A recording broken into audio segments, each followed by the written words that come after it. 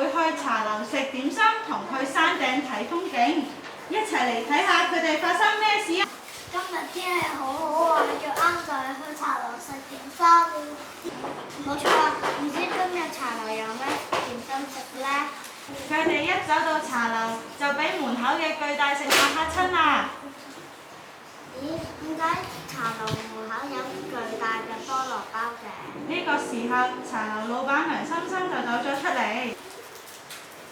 對唔住啊，今日菠蘿包係我最新嘅食物，希望可以吸引到客人嚟。原來係咁。除咗菠蘿包之外，仲有其他食物㗎。老闆娘，你快啲介紹下仲有咩食物啦！除咗菠蘿包之外，仲有蛋撻、缽仔糕。啲食物好香好靚啊！我哋全部都要。多謝客人。唐三藏同朋友開心咁食完食物之後，就離開茶樓，去咗太平山頂。不如我哋去太平山頂啦。好啊好啊，但係我哋點去太平山啊？可以搭纜車上山頂。當佢哋搭纜車嘅時候，發現太多人啦。上到山頂嘅時候，已經夜晚啦。